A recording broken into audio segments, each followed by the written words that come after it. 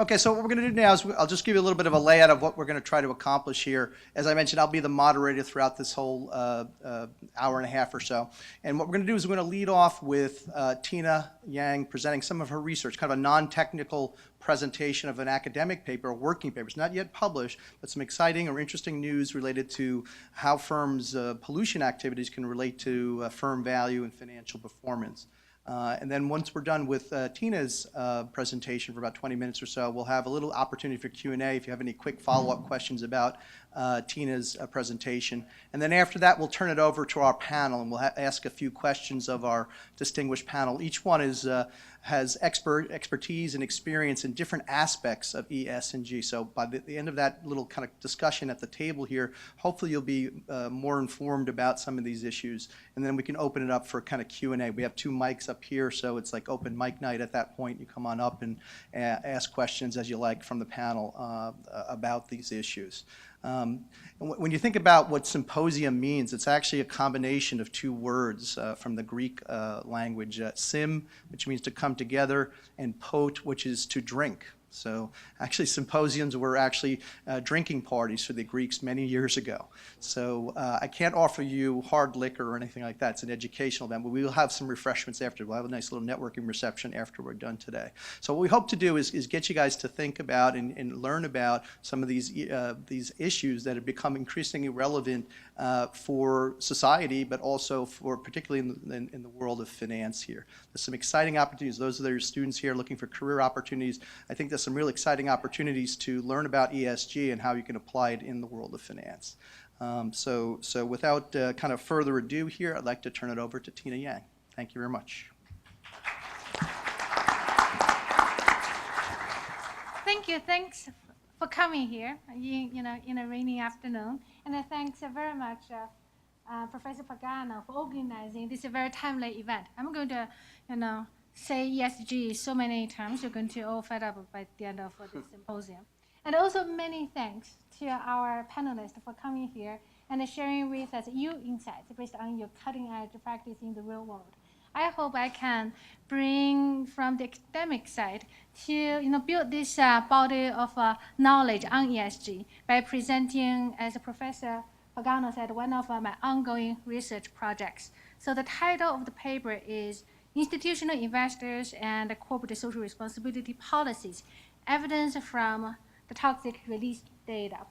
I want to start my presentation by providing with you a quick definition of ESG and also give you a quick summary of the current state of financial research on the subject. The goal of doing this is so that you can have a little bit of background information of the literature so that you can better understand the motivation behind our paper. So the literature actually lacked a consensus definition of ESG.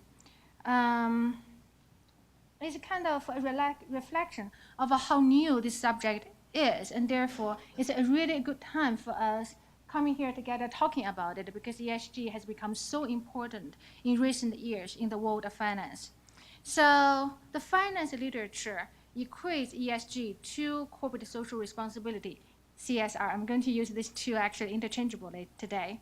And the CSR refers to actions that firms take to further social good beyond the interest of shareholders and what is required by law. And the finance literature, in this literature, governance in ESG is not the same as corporate governance. Corporate governance is a much broader concept. It refers to the system of controls by which firms are managed and directed. So examples of these controls will include board of directors, executive compensation, debt contracts, corporate bylaws, charters, etc. By contrast, governance in ESG is much narrower, mainly focusing on executive compensation. So we have a lot more financial research on corporate governance, a lot more advanced. We know a lot more about that subject than CSR. As corporate governance is so closely related to ESG, and the research, the growing importance of corporate governance gives rise to ESG. I'm going to first actually spend the next 2 slides talk about the genesis of corporate governance. So the term of corporate governance, actually when I heard first about this, I was surprised. Didn't even exist in the English language until 30 years ago. And corporate governance surfaced to the top working agenda of executives, directors, regulators because of the series of corporate scandals. These scandals, including Enron, WorldCom, Tyco, were deemed as a failed corporate governance. And to give you another perspective, how new this subject is, Wall Street Journal did a special report on corporate governance in 2003. The editor of that special report wrote a couple of years ago, devoting an entire report to corporate governance would have seemed, well, pointless.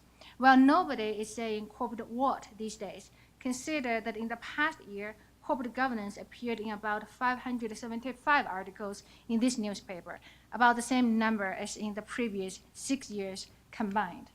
So, because of the wave of corporate governance scandals at the start of the century, we have seen tremendous growth in this literature.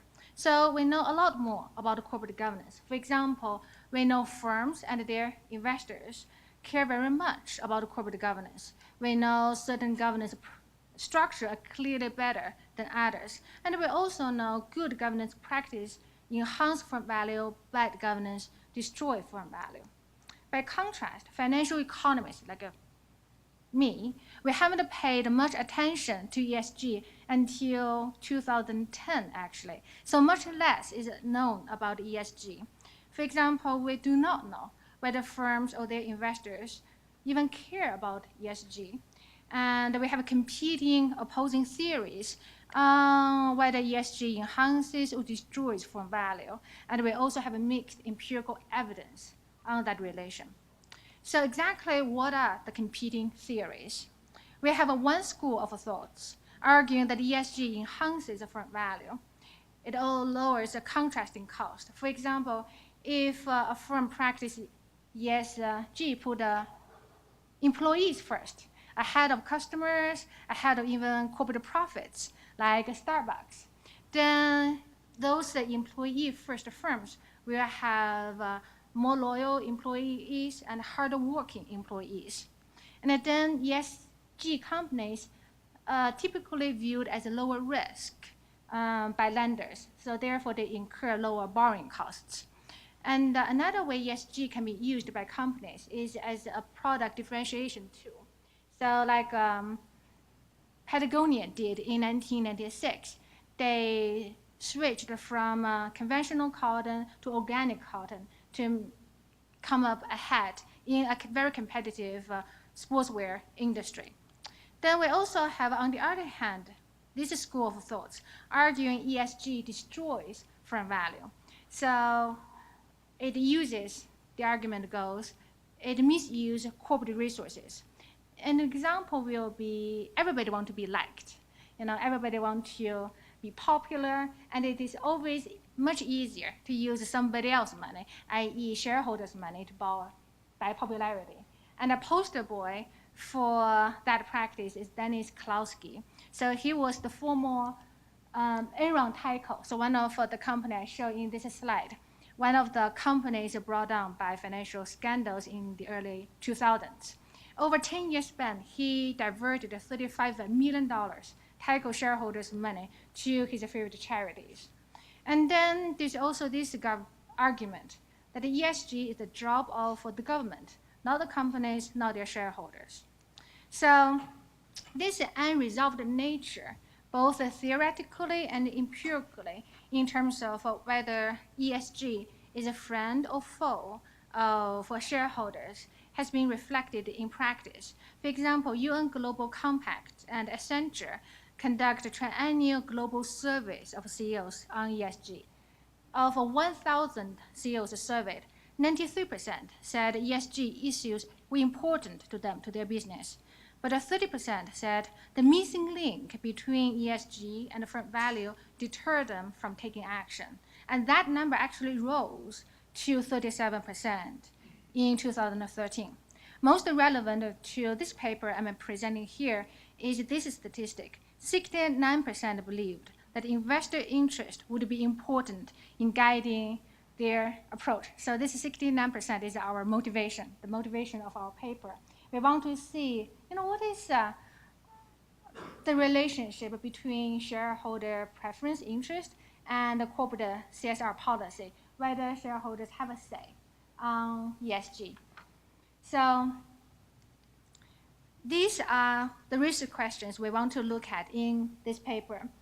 We ask, do institutional investors have a say on corporate social responsibility policies? In other words, do they even care about the CSR? And if they do care, whether they can influence companies' CSR policies. And then further, if institutional investors have a say, how does those policies impact firm value? Now, what is the relationship between CSR and firm value, that missing link, in other words? So first of all, what do I mean by institutional investors? Who are they and why do we care? They care about ESG or not? Institutional investors are organizations that pool large sums of money to invest in securities. So the example of this group of investors will be pension funds. Think CalPERS. Mutual funds, think Fidelity. Hedge fund, think Bridgewater. And then we have insurance companies, university endowments in there as well. So this group of investors collectively own more than 60% of the US equity market for the past 10 years. This graph shows the exponential growth in their ownership. So from less than 10% in 1952 to 68% in 2013. So in other words, those institutional investors are large owners. They have power. They are also smart money. They're, after all, smart professionals. They're professional money managers. So they have the clout, they have the smarts. If they say something, firms pay attention to what they say. So to answer our research questions, we're going to use the amount of toxic chemicals released into the environment at the facility level, not the firm level, to proxy for that firm's CSR policy. We pick toxic release because environmental issue is one of the key CSR issues, underlying the tension. On one hand, ESG goal is to, put it broadly, enhance social good, versus the other, the mandate of a financial manager, maximizing firm value. We're also going to use a stock holding of local institutional investors to proxy for their interests and preference. And the idea is, if I'm located closer to you, then it is much easier and also less costly for me to observe what you're doing and to do something about it. Think about it, if you are in my backyard, I can just look out of my kitchen window and see whether you are emitting black smoke or not. And if you're doing, I'm going to have my kids talk to your kids, my husband talk to you, something like that. Much easier and less costly if I'm located close to you. Lower information or monitoring cost, if you may. We are also going to look at institution type, whether that institutional investor is a dedicated or independent. I know it's a little bit of jargon, but basically you can view them as having greater incentive to monitor. So if you, historically, a better monitor has a greater incentive to monitor, then you should have a bigger say. The ownership by you should have a bigger impact on that toxic release, that TR.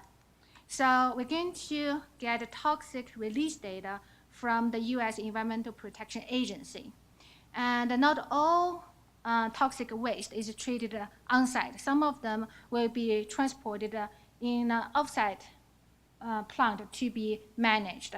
So in other words, we have kind of like a natural comparison group, because if location really matters, if I'm located closer to you, then it's easier, less costly for me to monitor you. Then the impact of local institutional ownership should only impact on-site toxic release and the total toxic release. So total toxic release of that facility is the sum of on-site toxic chemicals being treated at that facility and then what that facility shipped off-site to be treated in off-plant waste management facility. So in other words, local owned, that would be our main variable, shouldn't impact this guy, but it should have a negative impact on on-site toxic release and total toxic release. So in other words, in our research analysis, we're going to run a series of regressions. On the left-hand side, the dependent variable will be that toxic release you saw earlier. And on the right-hand side, you will see this local own, this ownership stake by local institutional investors. And also, the more I own in your firm, the bigger say I should have. And if institutional investors have a say, then this coefficient gamma of that local own should be significantly negative. Also, if location is really a good proxy for information cost, monitoring cost, then the closer I'm located to you, say if I'm located within 100 miles, then I should have a bigger impact than if I'm located within 200 miles of that facility. So we should also see that monotonic relationship, if you may. And in our paper, we are also going to do a bunch of tests to try to make sure we have this causal relationship. So what I mean by that is we want to make sure it is really local institutional ownership reducing toxic release, not the other way around. Not institutional investors, I only pick a green facility to invest in. So that's what I mean by causal. So the sample will be, we're going to use 6,000 about that facility, 900 unique firms from 1994 to 2010. So this graph shows you the regression results. Okay, so what is it? We have on the vertical axis that gamma, showing you the magnitude of this coefficient. Recall we want that to be negative, and it is negative. All these bars is below zero other than this green bar. So what is the colors? We have a blue measure total toxic release, which is the sum of on-site toxic release and then off-site toxic release. And our hypothesis, if you may, is local institutional ownership should only be significantly negatively related to total and on-site, but not to off-site. And that's what we found. So the little star here means statistical significance. 3-star indicates significance level at 1%. Later on, you're going to see maybe 2 stars that will be significance level at 5%. 1 star will be significance level at 10%. Believe me, as an empirical researcher, you want to see those stars. They're very important. So based on this graph, we can kind of draw the tentative conclusion. Institutional investors have a say on CSR. And then the horizontal axis is a measure of distance. How far am an institutional investor from your facility? So I have within 50 miles, within 100 miles, within 150 miles, within 250 miles. And that's the monotonic relationship we kind of talked about earlier. The closer I'm to you, then the bigger impact I have on your pollution abatement policies. So this picture shows a little bit of compare and contrast. We are looking at different types of institutions. Recall we said based on existing literature, certain institutions are better, more active monitors, and they are dedicated institutions. You can kind of view them as long-term investors. They hold a large chunk in few firms, so they're more involved versus transient, in and out, trade on momentum. And then on this panel, you will see independent. So if I'm independent of you, I'm not your family members, I do not do business with you, then I'm more independent, I'm a better monitor, in other words. And consistent with the idea, monitoring institutional investors should have a bigger impact, bigger negative impact on toxic release. And that's also indeed what we found here.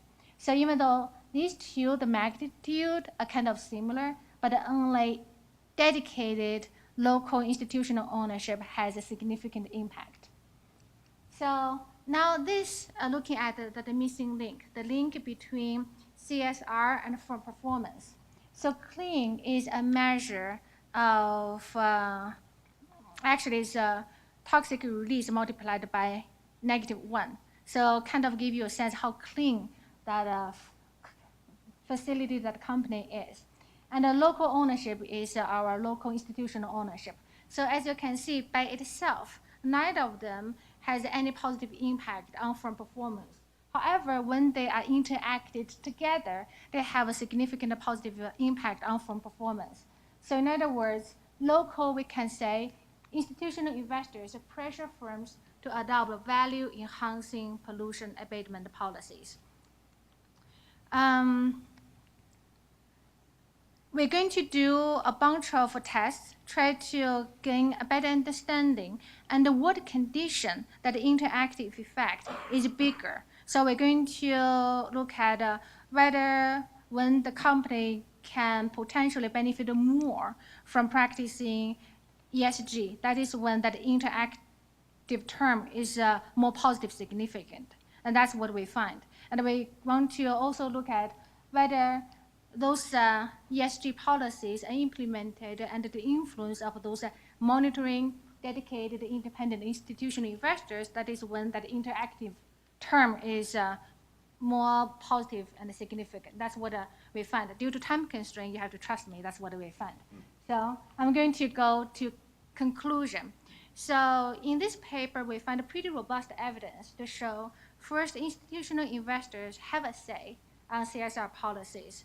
And also, most importantly, we find that CSR enhances firm value, particularly when the firms operate in a business that is more sensitive to customer sentiment, when local, dedicated, or independent institutional investors have a say on CSR.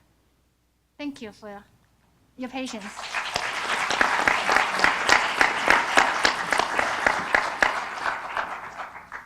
Okay, great. Thank you very much, Tina, for that. So we have a few moments for Q&A. If there's any follow-up questions about Tina's presentation, more than welcome to grab a mic here or shout it out if you have anything specific about what she's doing here.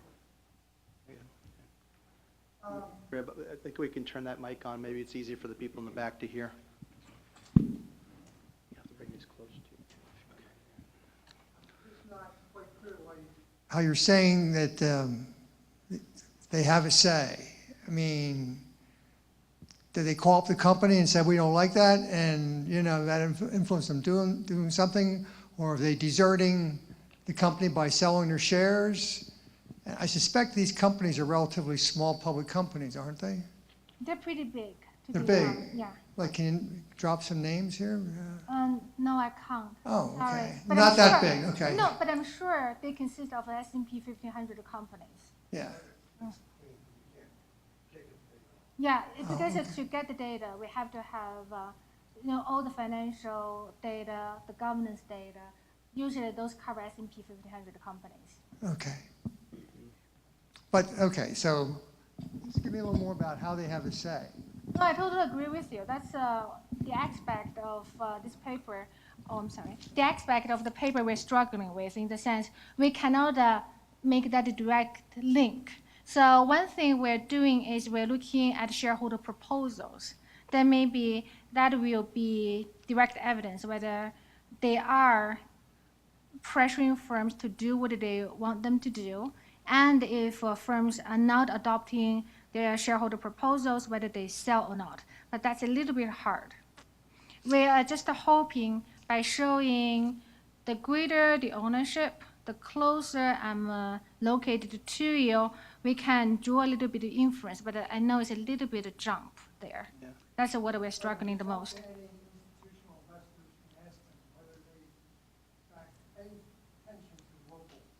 Can I ask our panelists? Yeah, we actually have Graham Sinclair, who advises institutional investors. So I don't know if, Graham, you want to be pressed into service early or not, or you want to wait till... Thank you. And I accept the honorary professorship. Thank you. I don't know if one was offered. So, yes, absolutely. Institutional investors are asking these questions. So, for example, there's 797 institutional investors measuring about $92 trillion US assets under management. who today annually are asking major listed companies about their climate change policies, practices, and performance.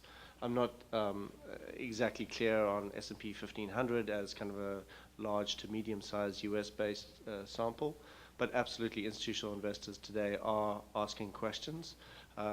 They take various forms. Your classic active investor, your Third Point LLC, for example, out of today's Wall Street Journal, may propose some enormous strategic activity that they can benefit from.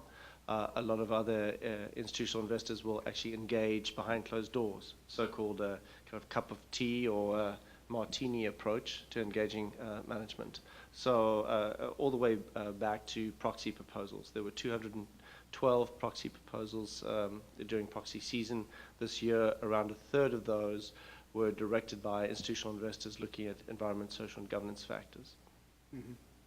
And I guess I'll just add one thing. I mean, the evidence suggests that they are voting with their feet, right? So as ownership goes down, pollution activity goes up and vice versa. So to the extent that kind of the classical approach is, I just don't like what you're doing, I can just leave, so to speak. You see that happening in the data here. But I think Graham's point is that a lot of investors are going a step beyond that. Rather than just leaving, they're trying to influence things and hopefully to turn things for the better. So, very good. Thank you. Yeah. Just a quick question for Grant.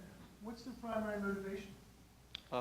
Some of the investors, that's their explicit raison d'etre. So, for example, they're a niche player, sustainable investment capital management out of New York, for example, where as part of their philosophy and the way they see the world, they see sustainability issues as a meta theme.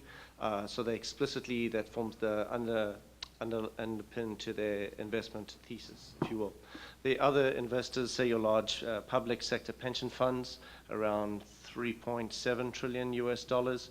As part of their investment policies, they will have integrated the views of the underlying membership, for example, and they might touch on some of these ESG issues.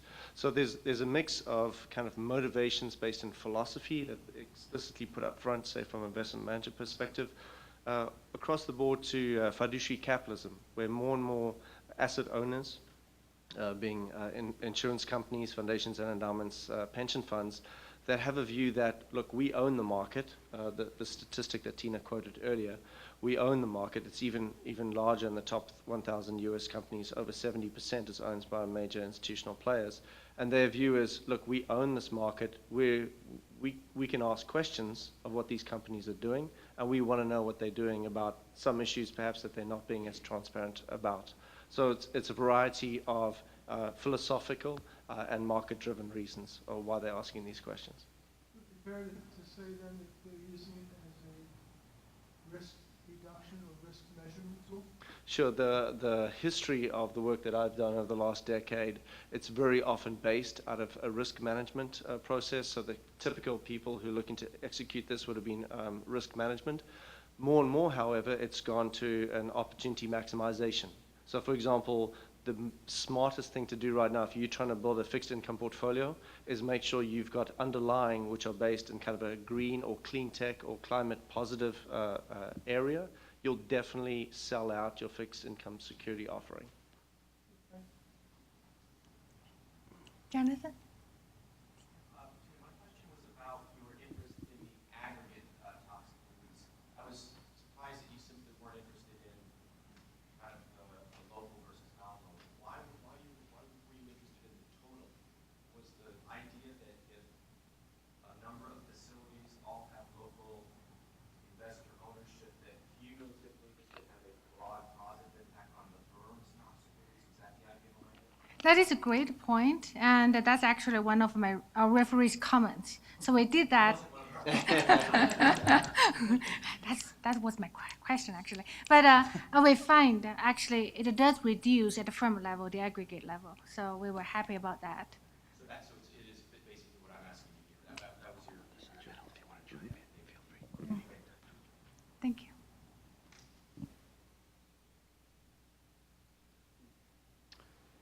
Okay, some good questions right off the bat there. So I think that's I think Tina did a great job kind of summarizing a complex paper in a short period of time that hopefully everybody can appreciate. And that sets a nice stage for what I'd like to do next, which is to kind of just go down the list here, down the line, if you will, and talk to the various panelists, ask them a question, and they can all feel free to chime in on each other's questions, if you will. And just do a little bit of dialogue up here, and then hopefully as quickly as we can, turn that over to the audience here for questions for anybody on the panel here, or back for Tina. If you're mulling something over from Tina's presentation that comes to you 20 minutes from now, you can bring that. Obviously, that's fair game. Bring that up as well. So I'd like to first start with Chris Franklin. Chris is, as I mentioned to you, coming to us from Aqua America, Chief Operating Officer over there. In full disclosure, I had him as a student 12 years ago in the Executive MBA program. So if he gets this question wrong, I won't hold it against him. So my first question is since you're in that role of kind of, you're like one in the sample, I don't know if you're in this sample, you might actually be in this particular sample that Tina's looking at. How do you balance kind of the goals of shareholder maximization against these potential issues or interests related to environmental, social, and governance? You're kind of there in the trenches as well as a senior person thinking strategically. So maybe you can answer it at either level or both. Sure. And I'll also recognize Brian Dingerdissen, who's our Director of Investor Relations here, also Villanova grad, MBA grad, and undergrad, who is really on the front line answering some of these questions. But just so you get a sense, Aqua America is a water utility. We operate in 8 states. We operate like an electric utility. Most people are not familiar with water utilities that are privately owned or publicly traded because they're mostly municipal. So we operate like an electric utility. We're about a $4 billion market cap company, and as I said, in 8 states. I also serve on the board of an electric utility in the Midwest, so I get to see this topic as I sit at the board table on the other side of the table from my executive role. From Aqua America's standpoint, it's fairly straightforward, and I think a lot of things rang true from Tina's paper. We have about a 50-50 institutional retail shareholder base, and among the shareholder base, that 50% retail is largely homegrown. The company started here by Swarthmore professors in southeastern Pennsylvania and grew from there. So many of the shareholders have been with us for a very long time and are all from southeastern Pennsylvania. So when Tina talks about looking out your back window, we have eyes on us no matter what we're doing with our vehicles, what street we're closing to replace pipe. We have very close eyes on us. So our shareholder base is a local one. We think about our approach in really the 4-legged stool. You hear a lot of chatter about from most companies about the 3-legged stool, which is the employees, the shareholders, and the customers. We add a 4th leg to that stool, which is the community. And so as we think about it, and if you look at our statements at the company, they're all balanced. So we weight them all equally as we think about our approach. So we have a pretty nice balance in how we think about our shareholder base versus our customers and our employees, as well as our community. And I'll just point out one recent episode that sort of brings a lot of this to light too. Many of us read a few months ago about an incident in West Virginia where there was a toxic release, right, from a chemical plant up above an intake of a town. Water Utilities wasn't our company, but a peer company, where the town's potable drinking water supply, right, water they drink and shower with, was polluted, and literally had to shut down the drinking water in the town for a period of time. Now that toxic polluter ended up going bankrupt, and I think settled for, it was something like $2 or $3 million, and went bankrupt. While the water utility who serves that town is now subject to something in the range of 50 class action lawsuits, because obviously when you have no water, you have to shut down the town and all those sorts of things. There's a net result that is not positive. Our response to that, again, not being our company involved directly, but we needed to respond. Clearly, regulators, legislators, members of Congress were all engaged in how do we make sure that this never happens again. And there were two approaches you could take, right? One that some lawyers might suggest: hunker down, don't do too much, because we don't want regulators to see that maybe we weren't as prepared as we ought to be, compared to a second approach, which is go out there, let's look upstream from us, do more work than we've already done, and identify what the potential polluters are and what the potential contaminants would be, and let's do what kind of mitigation or readiness we can do to be prepared. Clearly, we chose the latter, and have done a great deal, and continue to deal with some experimental devices to detect some of these chemicals. There is no device or sensor that can detect all chemicals in any water. So, start there. And but we've done a lot of research and a lot of work around this since that time. I think a lot of what Tina mentioned rings true when it comes to Aqua America. And with that, I'll answer questions or defer. Mm-hmm. And also, Joe or Graham, if you want to chime in on that same kind of balancing act between shareholder value and some of these other issues. It sounds like Aqua America has taken kind of like put everybody at the table almost equal weight and deal with it. Maybe there's different approaches that you've seen, either Joe or Graham. Our firm looks at all of those things as equally as possible. Just to give a little background on our firm, Promus Capital is a group of families that got together and opened a multi-family office. And they all had various liquidity events, and they decided that they wanted to come together as a community to invest. And they opened up that investment possibility to other families, and the firm's grown kind of from there.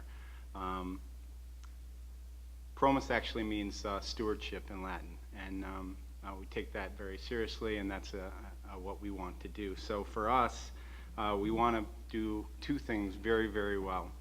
We want to make sure that we get very excellent returns, and we also want to make sure that we are having an impact on the community that we want to serve. So we want to be socially responsible as well as, and we don't think they're mutually exclusive. We think there's an ability to do both excellently, and it takes work, and it takes a drive, and it takes a culture to kind of work on that. We don't have to invest in only public companies. We can buy our own companies. We can have impacts in those manners, and we do that aggressively. So our approach is probably different to most people, and but we really like what we're doing. And at this point, kind of in all of our lives, everybody in the firm's approximately my age. I'm actually the oldest at 58. We just kind of want to have a significant life along with our success. So, Graham, do you have anything you want to add at this point, or no? Yeah. Not right now. Okay, thank you. Very good. So why don't we just stay with Joe then? And the question I was thinking about with respect to your firm, it's a little bit different than obviously Chris's point of view as being a senior executive of a publicly traded company. You can kind of pick and choose, public firms or private firms and whatnot.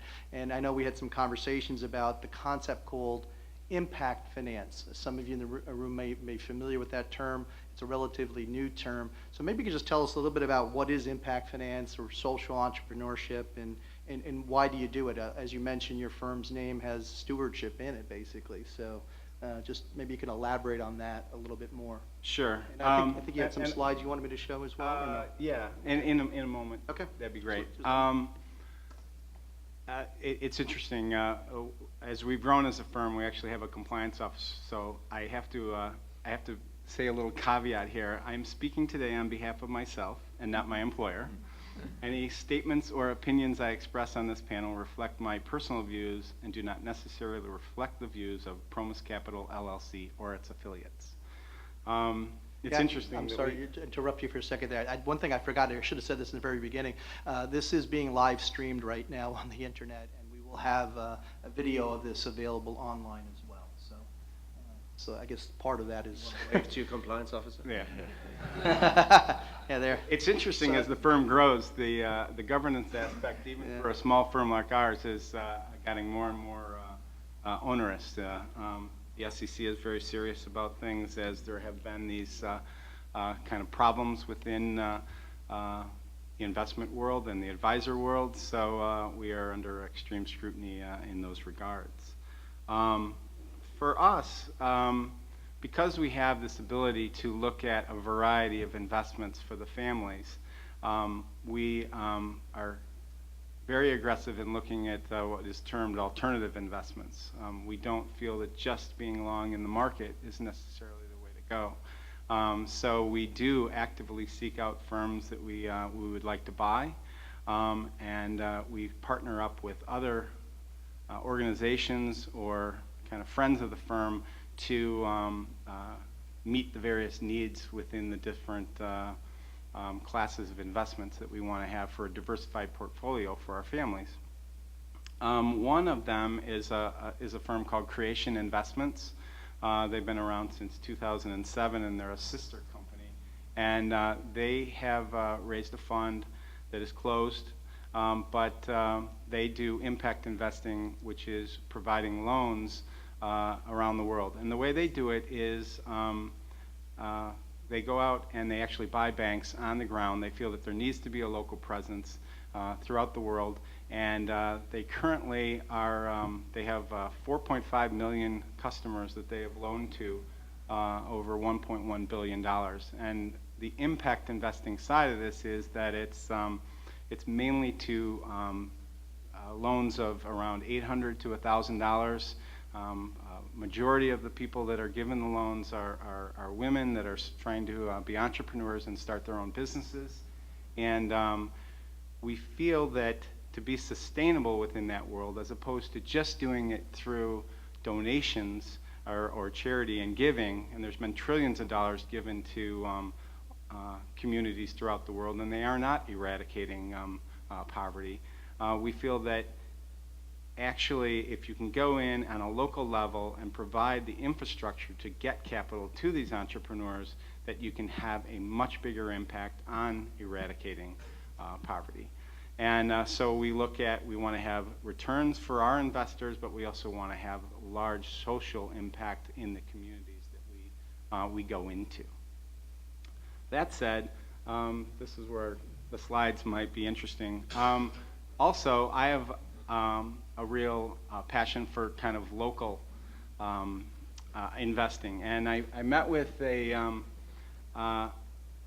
contractor who was a young contractor. He was trying to do rehabs in a town in Chicago named Berwyn. And just a little side note, Berwyn is named in 1872. They had to come up with a name for this town, and they were looking at the Pennsylvania a railroad schedule, and they thought, well, this town of Berwyn in Pennsylvania looks like a pretty good one, so they kind of grabbed that name. So I guess Berwyn here was named after some mountain ranges in Wales or something like that. So just a little sidebar. So this is not, this is Berwyn, Illinois.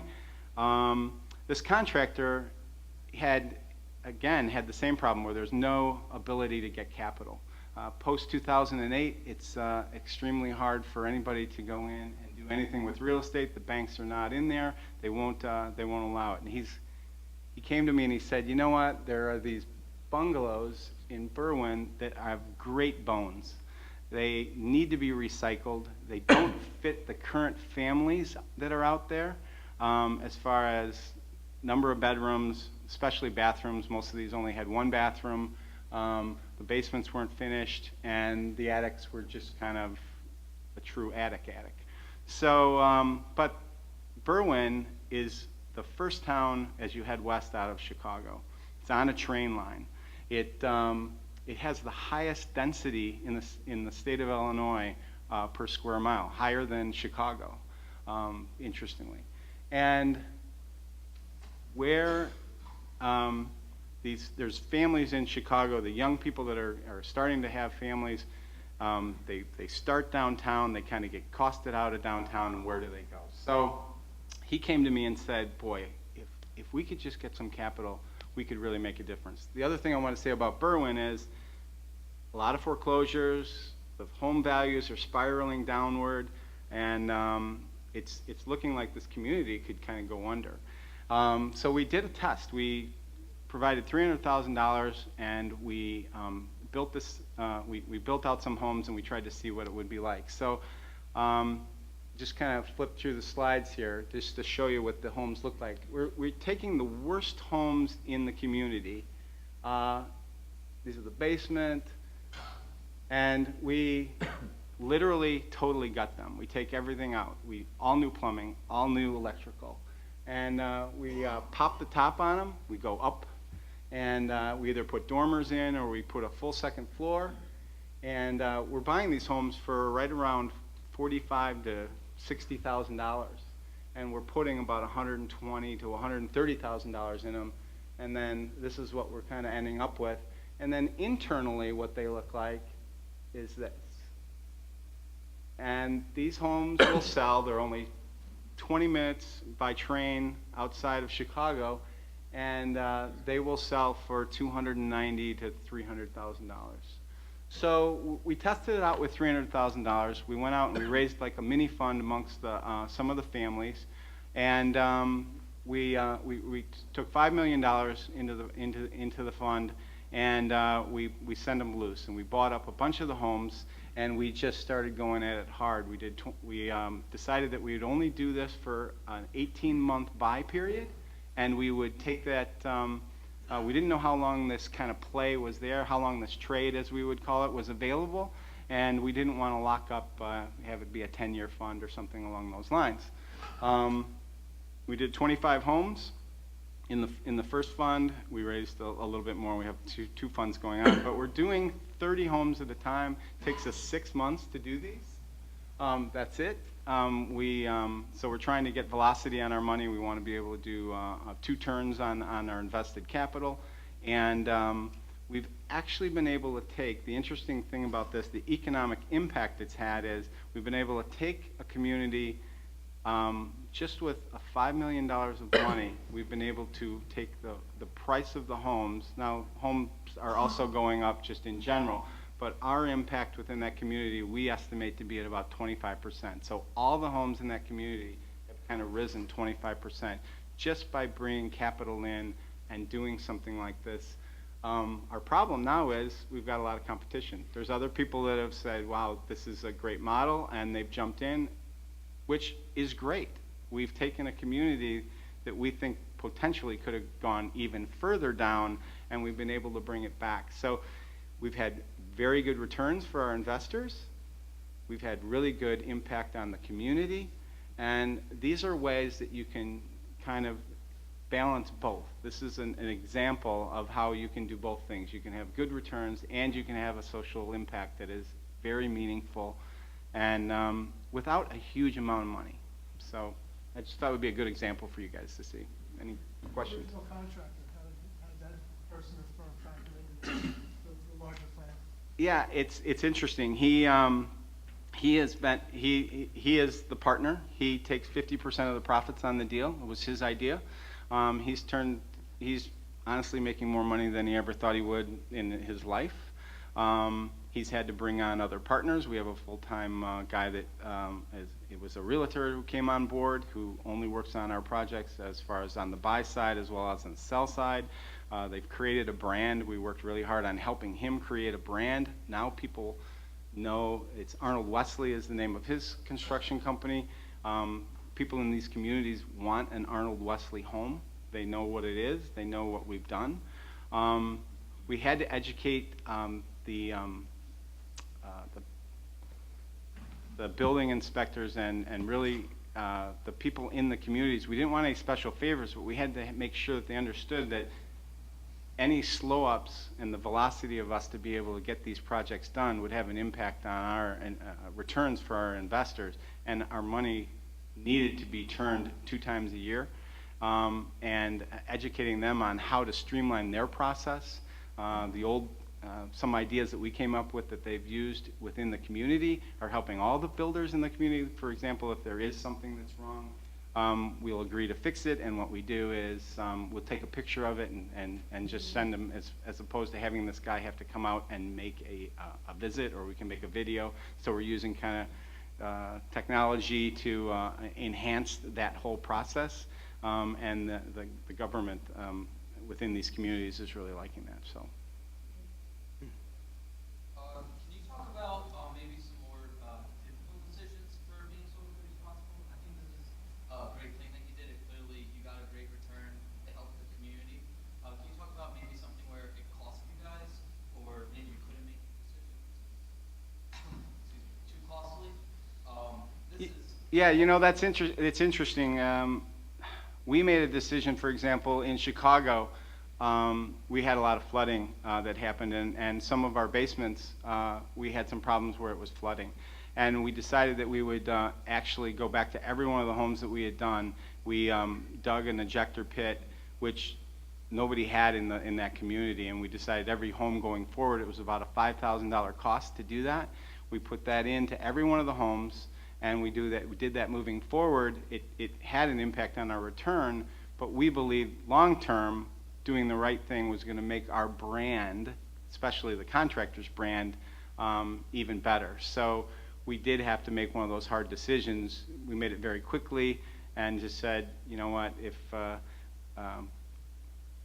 you want to do something right in the long term, it's going to make a huge difference on your viability. You could have a short-term higher return, but you'll never get a repeat customer. And to us, that was more important. And honestly, just doing the right thing was our approach. So. Yes, go ahead. What's the typical profile of one of your investors for a fund like this? Typical profile is, there isn't really a typical. It's interesting. In this particular case, the way we set it up was we pay out the profits on each one of the homes as they happen. So the invested capital stays in during the duration of the buy cycle, but we distribute the capital each time. With 25 homes going on, you're getting a check basically every month of the profit. So people who are kind of chasing yield, as opposed to the bond market and what was going on there, and looking at that, a lot of investors have kind of moved out of the bond market because they're worried about the potential for the downside on that. And they were looking for some sort of fixed income vehicle. We kind of created it as a fixed income vehicle for those people who are on a fixed income. My mother's an investor. She's 85 years old, and she loves getting that check every month because she knows she hasn't touched her principal. So, but then there are others that just kind of felt like, boy, this is a great thing to do within this community, and they did it for kind of mainly the social reasons, and others were doing it mainly for the yield. So, and there were about 50 investors in this, so it was a wide range. Mm-hmm. Very good. Did you have some questions? I see some more hands here. We can just keep it going here. So you have questions for Joe or for other panelists, feel free. Yes, ma'am. Taking it back up to like the 30,000-foot level, and this, I think this is probably for Graham, that it could be Graham. Are any of you familiar with the work of SASB, which is the Sustainable Accounting Standards Board? And if so, could you speak a little bit about it and how you feel it's going to affect how institutional investors? So as your excellent Villanova professors would have taught you through your various degrees here, there's so much about managing a business, valuing a business, investing in a business that requires metrics. The metrics have to be comparable, accurate, and so on. And so where SASB fits into the game is it helps to present the taxonomy, a fancy academic word I now use, that helps people compare and contrast data points, in this case, metrics, values. So SASB, Sustainability Accounting Standards Board, is effectively the sustainability lens on FASB. And FYI, today there was a key appointment of someone who was with FASB, I think a chairperson, as now working on SASB. So it's reached that level of seniority and kind of integration into the big matrix, if you will. Mayor Bloomberg and the whole Bloomberg empire is behind it. I know Villanova is a great Bloomberg campus and uses that platform. So SASB is fundamental if we're trying to answer a big question like Villanova alum working at an investment management firm wants to look at environmental, social, and governance factors, how to do it. and where to reach for the data. And is the data comparable? How can they beat up the data if they're trying to present their investment idea, which, oh, by the way, is what they paid the six-figure salary for? They need a crunch. They need to play with these numbers. So SASB goes a long way to answering, can we get metrics in different sectors? And they're busy working through different sectors and industries to debate, well, what are going to be the right metrics? How can we compare them? There's a lot of kind of early work to simplify things and make them comparable. So those would be some quick comments back on that. Question? Yep, go ahead. Yes, sir. I think you might need to speak up, or if you can use a mic if you like. Yeah. I'm just interested to know from Mr. Franklin, how do you Yes. kind of quantify decisions that have no way of really being quantified and kind of present value or total rate of return? Like you're doing something like putting sensors, and it's not like there's going to be return on making that investment, like your capital budgeting process. How do you actually address all that? Or do you just say we're not necessarily going to try and figure out if there's a net present value in this investment? We're just going to do it because we believe it's preventing a bad thing. Yeah, I think that's the short-term answer, right? The short-term pain of an expense that may not work out, may be experimental in nature, but could prevent a larger problem, and doing the right thing in the community, being viewed as, you know, going above and beyond what's necessary or basic to protect the public health, right? We serve a product that's ingested, so it's pretty important. I think that's the way to look at it, even though it may never get a return, an ROI on that particular expense or investment. Long term, the fact that we've established a reputation of going above and beyond, hopefully it translates into the growth of the company and a more loyal shareholder base, and ultimately value. But it's very hard. You're right. It's very hard to actually do a calculation. Mike, could I just respond to that? Sure. Yeah. So I'd offer two quick responses. One is a fine Villanova MBA alum is in the room, Dave Oliver from Oliver Sprinkler Systems, a local business here in Philadelphia. They have a business because you need sprinklers in buildings, in large buildings. One needs to understand that once upon a time you didn't have that, and real people really died. I don't know if you had a look at Rana Plaza in Bangladesh was a collapse, but if you look back a century to what was going on in Manhattan, it makes for some pretty rugged reading to get through it. There's a reason why you have sprinkler systems in buildings nowadays. So that's kind of a regulated, enforced approach to raising the floor of conducting business in a given day. On the NPV, look, DCF is an imperfect tool, right? We know it well. Our professors have taught us well. We thank you for that. But how far could we push NPV? So NPV, I don't know what you remember from playing with the spreadsheets back in the day, but one of my key takeaways was the further you go out in your time periods, it really doesn't matter what the final number is, right? So I played with stashing $1 million there once, and it did nothing to my number, right? But in the industry, practitioners are trying to use those tools that we have available to get to answers. So right now, for example, the International Finance Corporation uses an NPV model co-developed by one of the big four accounting firms together with extractive industries, and they're literally trying to develop an NPV on investing in sustainability on mines or extractive sites in frontier and emerging markets. And they're literally trying to put a value on, well, what happens if the local community resists expansion of this mine because we haven't engaged with them? We haven't addressed some of their fears about pollution, for example. And with better data and using tools and models as simple as an NPV, actual projects in place today by major global mining companies are looking at tools like NPV to literally come to a number. Now, a sidebar is, as with any investment, depending on your view, investment for me is about art and science. As I learned long ago at SEI Investments, it's qualitative and quantitative, right? So NPV gets you the quantitative, but you've got to look through that with your scenario and sensitivity analyses. So the NPV number sometimes matters less than the process you went through to get to that number. And this is what these studies are finding, for example, in these mining sites, where it's the process of internally getting the mining company to understand all the variables in play as well as externally what the stakeholder perspective is, that's often as helpful as the actual NPV number itself.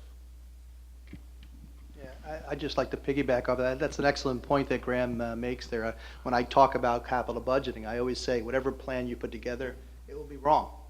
You'll never get it exactly right, but the process of going through it identifies the risks and the trade-offs and so forth. So that's an excellent application. And so is this International Finance Corporation has created this, or is it working on this? Is that publicly available? Could you go to the IFC website, and if for students there, or anybody that might be interested? Absolutely, I encourage you to go do it. I'll be doing a workshop in 2 weeks' time at the NativePack conference with the IFC, a ComDev, COMMDEV, or if you look at the IFC Financial Value Tool, FV tool, it's publicly available. They're actually inviting more users, basically it's in beta, more users to test it out and beat it up. It is publicly available, and they'd welcome your comments. Okay, very good, thank you. Other questions for the group here? I think we had a couple of hands up there. I think, Sean, did you have your hand up? And then the lady in the back? Are they pretty static NPV though? They're trying to do options approaches? It doesn't seem like a static NPV approach could ever. You can build all that into your options analysis. Qualitatively, what I mean, really get. Yeah, so my response would be, I'm not the kind of product expert on that, so they haven't let me look under the hood as such. We can play with it, but we can't look under it. So I would love, academics or specialists like yourself to engage them and maybe unpack some of that. Thank you. And yes, in the back. Comment, and your discussion to this gentleman's question reminds me of the classic discussion in business schools about evaluating goodwill for a company when it's finally sold. And I remember pretty dirty and what's the blood number? And there's many discussions about what is really in there. So I think it probably is the other side of the coin, ongoing, what value. When the company's sold, you say, okay, everything's in here. Well, what's that? I mean, it's a conundrum, but certainly good works are never wasted. Well, an important point I want to make in my comments now, in response to Tina's paper, is so my view philosophically, and I'm willing to engage over drinks later. Again, reminded how an English or French university is somehow better than an American because we are able to have synopses or symposium. But With real liquor is what you're talking about? Is that what you're alluding to? guessing that could help the quality or volume of discussion. Okay. That every investment decision, okay, so this is a pin drop moment. Okay, we sit at Villanova Business School, top tier business school, very proud to be an alum. Every investment decision has environmental, social, and governance factors in it. Okay? Think about that for a minute. So if this field of study is new, and developing SASB is different, it's like, what have we been doing for a century? Okay? A lot of people have been doing great work. A lot of economies have been working. They blow up periodically, right? So in the last 25 years, 3 different recessions. Yeah? Four different tumultuous negative years in the market. Last year was a blowout year, 30% plus, okay, depending on what you're in. So every investment decision has environmental, social, and governance factors, okay? So the question is, do you know them? Which are material to the business you're looking at investing in or doing business with? And how are you projecting how they'll play out going forward? So I would like to disturb your thinking, and I'd like to welcome ongoing research by Villanova on what are the material ESG factors in the businesses that you're looking to work at, do business with, invest in, and how can we get better, smarter at planning for what will be the impacts of those going forward. Yeah, that's a great statement there. That's actually part of my question to you. I was holding in my pocket here, but we still have questions for the audience, so let's keep going with that. Is anybody looking at the other side of the coin, if you will? For example, sort of don't pass debt against social responsibility and all that, and saying, when the government puts out a rule and says you can only do X amount of carbon emission, and then you have to buy credits to offset. Typically, any benchmark the government sets, when the government gets involved in things like wind insurance in Florida, they're grossly undercapitalized. There's never enough money to pay for the other side of the equation.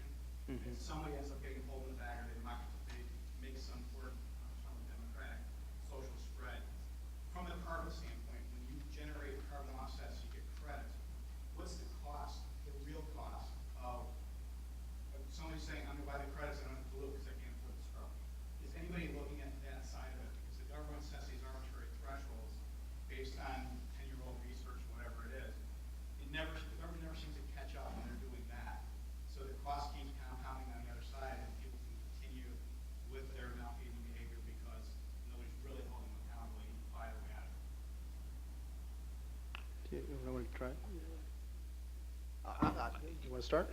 Yeah, I mean, it's a point well taken, clearly. It's a point well taken. And I'm not sure I have the perfect answer for it at all, but yeah, I can't say that my company is. If you're looking for a more specific answer, I don't know if you guys are. So I'm not exactly clear on the question. What could you repose the question? Is anybody researching the real cost versus the Washington puts out a rule and says this is your carbon cap, Yeah. and people start trading on that artificial cap. So obviously there's some delta people are trading against, but how much profit are they extracting because the real cost is not borne in those credits? My answer to you would be, I think so, but it's not not front of mind for me. My view would be, just at first principles, to where Tina's paper starts, is that we need good data, okay? And then from good data, that transparency can drive decisions. I personally come down mainly on the following the theme of a carbon tax is in some ways more effective than a cap and trade as a policy tool, but that's outside of my realm of study or work. But to that exact question, if you want, we could probably follow up and find you some researchers who are looking at that. Yeah, I'll just put my 2 cents in on it too. I mean, it's a classic situation where you're not letting it really go to a free market, right? So you got kind of this artificial quantity or supply out there, and that may be above or below demand, and so prices are going to deviate from that. So to my answer to that, not surprising from a finance professor probably, is let the free markets reign, so to speak, in that regard. In other words, let the individual polluters and those that are interested in maybe taking the other side of that trade figure out what the right supply is. It happens every day in the futures market. You know, if you want to, it takes two to tango. One wants to go short yen and somebody wants to go long yen. They figure out how many contracts need to be hedged in that way or speculated on. And we, Cost of that public good, though, is very, very hard to quantify how much the market says. true. Pure market, which I think pure market. Yeah, yeah. The deal over there is so hard to price that. Just, I don't know about that because this is what I get. I think I'll go back to Graham's point and Tina's point. There's data out there now. There's now more and more data about pollution activity and potentially the impact on real estate values or however you want to quantify. So we're definitely, it's not perfect, but we're going more in that direction. So more information and a freer market would actually be better than just having a government kind of just pick a number and say that's the number, right? That's kind of just the intuition there. And I think that's where we're going. We can't go, the government has done what it's done because they don't have good data. So there's kind of, putting it in the wind kind of a thing. But that would be one way to do it. Carbon tax, my view on the carbon tax, that's a little bit dicier because that's, again, you're leaving it in government hands to figure out what that price should be. I'd rather trust market signals from it, duly noting what Professor Houghton was talking about. just to kind of jump in on an entrepreneurial standpoint, one of the things that we've been doing and looking at as a firm, there in Africa, most of the homes have their stoves inside. Those stoves are heated by, they're wood burning, and they create an incredibly terrible environment for the people that live there. They cook inside, and they live within that, and it's creating huge health problems. It also, typically the women have to go further and further away from their homes to find this wood. They put themselves into a peril of being injured, killed, and they have to find this wood, come in and cook and try and do that. Well, what are the opportunities that we see is we helped develop a stove that could be manufactured locally that eliminates that. Local people could sell those stoves. We could manufacture those stoves locally, and they could be sold locally. But importantly, we could also sell, there's a carbon offset there that we could actually sell. So we could use some of these requirements and to help fund it to get the price of the stoves down to where they're $30. And then could we provide loans that would allow people to buy these stoves? So there are ways to kind of look at these things that it's not just eliminating a negative. You can actually create a positive out of something that's a negative. So that's something that I think the students in here, you guys are the ones that can come up with these amazing ideas and kind of look at a problem and be very entrepreneurial about it. If you if you want to be. You're the ones that are really being trained to, I think, tackle some of these problems in very creative ways. So I would hope that you guys would kind of look at that as a possibility. Yeah, I really like that, Joe, what you just said, because you think about, in this day and age, the kind of the cliche is doing well by doing good, so to speak. That's kind of what you were showing with your pictures here, how you can reinvest in the community. And then I think you didn't mention, but obviously neighbors see this activity that you're doing, and now they're investing in their homes and boosting the whole environment even more so beyond just your own thing. So doing well by doing, while also doing good, I think is, in this day and age, better than ever before. You can do that. So for students out there that are interested, a little more entrepreneurially inclined, and you want to have a social piece to it, so to speak, this is the time to do it. The time is ripe to act. I think there isn't just a clear-cut kind of career path. I think a lot of you are going to have to create your own job. And I think there are lots of ways of doing it. I think there's capital available to good ideas, smart ideas from people who can model it out, look at it, and there's capital available there in a variety of ways. It used to be it's too complicated, I don't want to look at it. I think there's money that's going to go your way, and the traditional route of going just to big corporations is not necessarily going to be the route for you, and it maybe won't be as fulfilling as something that you would do on your own. So I just encourage you to think about that as a possibility. Example, cycling back to the first question, Villanova. So the carbon offset you sold with other funds, leader buys it too cheaply. The net of what you just did is actually bad. Yeah. Great production. Right. It was bad locally. So I see that carbon offset direct extremely important in that process. Right. Make sure it's great that you can do that. It's great if it's under the price. The polluter buys it cheaply. And As opposed to correcting the pollution. right, it has the expense of the pollution's higher than the Right. it's net. Right. Ultimately. As we think about our carbon footprint, what we've done is put solar fields in, right? But the challenge is they're not sustainable financially sustainable, right? If they're not government subsidized at this point, they just don't work. And so we put them in with government subsidy, but at the end of the day, if they're really not financially viable yet in their current form, so that's a challenge.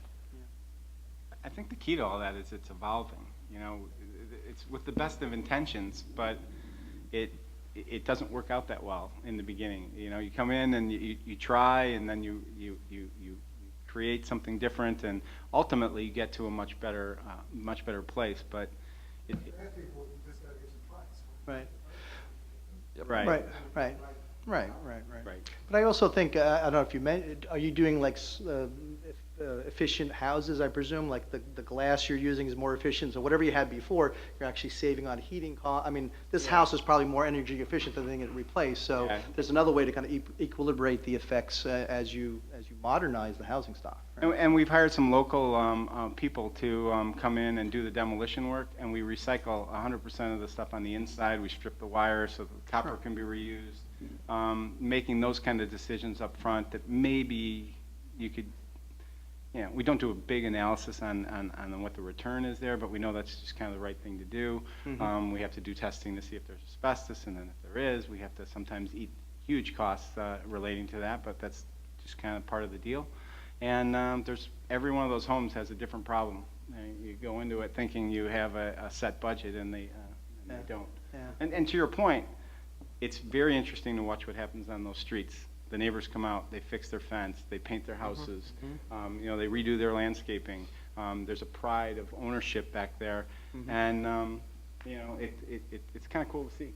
Right. Very good. Very quickly on careers and paths. Sure. Yeah. I mean, I was going to reserve the last question for you. We're running out of time here, so we could either do the career one, or I was also going to ask, we already touched on some of these points, but the question I had for you was about how do you integrate, ESG factors into investing? Like when you advise clients, what are you looking at? So you can do either of those questions or both of them, as long as you do them within 5 minutes. Sure.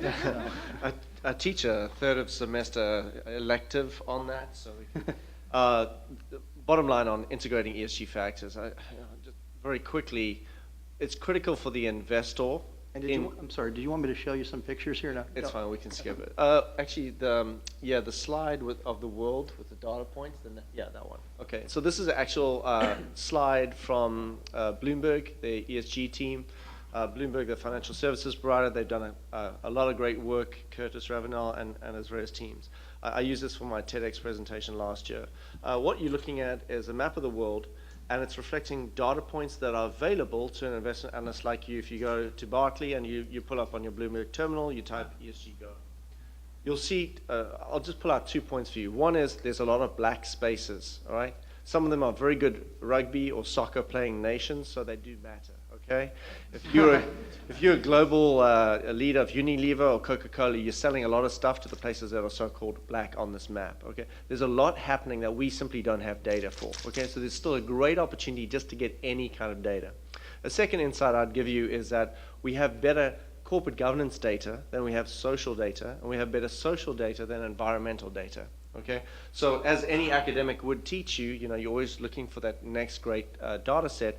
We need better quality data looking at ESG, at sustainability facts across the world, and this is what you could look at as of October 2013 last year.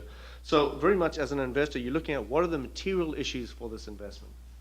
If you're looking at an infrastructure deal, private equity deal, real estate deal, listed equity, fixed income, sovereigns, they're different asset classes. You're going to be looking at different issues, different approaches to understanding what is the materiality of the sustainability meta theme to the future prospects of this company. Obviously, it's always forward-looking as opposed to counting, which is always perfectly aligning what happened in the past and putting it on a piece of paper. So there's a lot about making the sustainable investment case that has the investor taking sometimes divergent views on what are the major issues. So for example, you may not know this, but the key factor in determining the success for a mining company is not how good they are at finding the ore under the ground. It's not even their success at hiring the right engineers. It actually may depend on how what the quality of their stakeholder relationships are and their government and regulator relationships are, because the number one thing you need in emerging markets to go mining is a water license. It's counterintuitive. You probably weren't expecting to hear that. So when it comes to integrating ESG factors, it's going to differ according to investment philosophy, according to asset class. But critically, what underpins all of this, and a key point I would reflect back to Tina's work, and I hope more professors will be working through this, is we need good data, which is where things like SASB are important, where the work with MSCI and Bloomberg, Sustainalytics, other data providers is so critically important. A side note, when I was running investment manager research in Boston for KLD, now part of MSCI ESG, the toxic release inventory was one of the data sets we could look at. At some point, some politically minded people tried to defund and shut down that library. Think about that.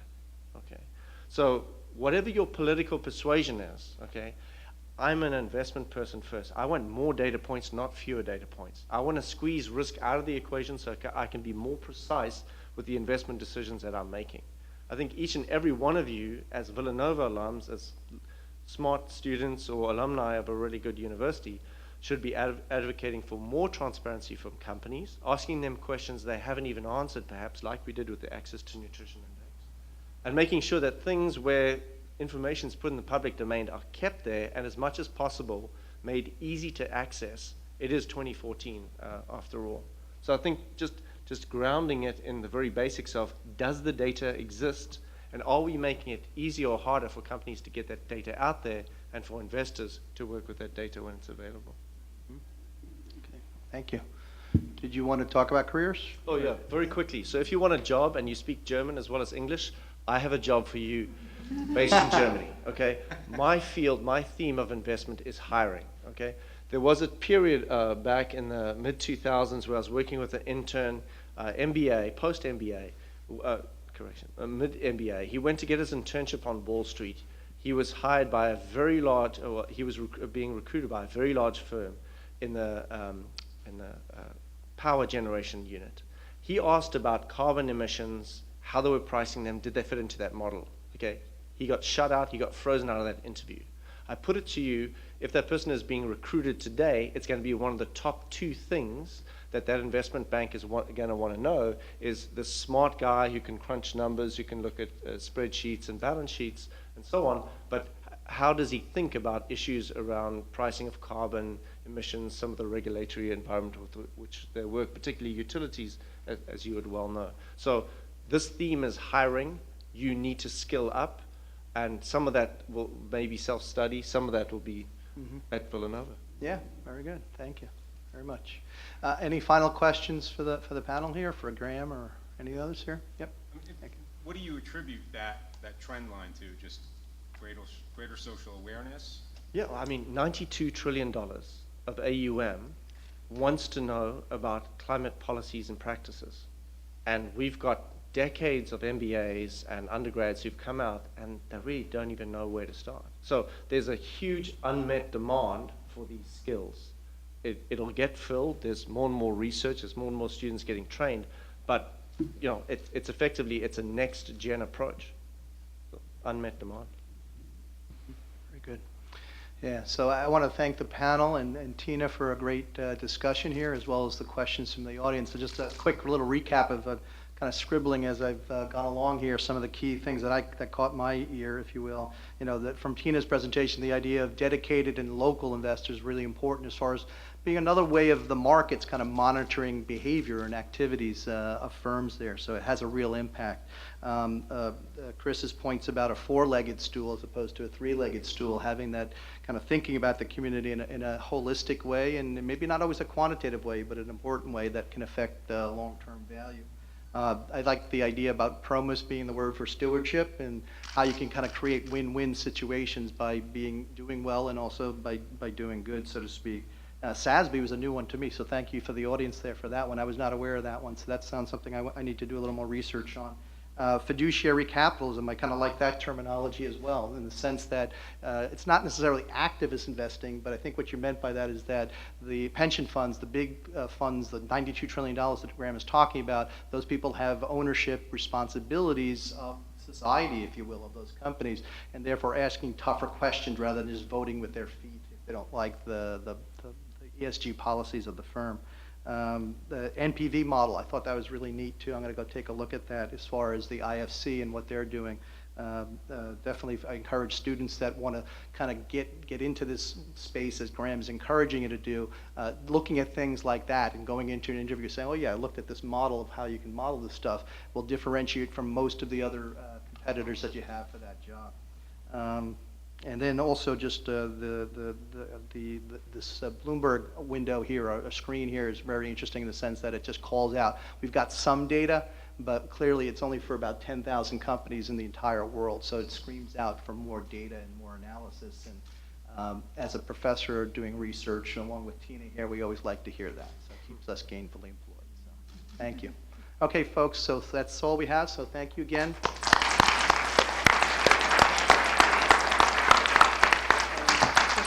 Behind the little curtain here, wall here, is there some refreshment.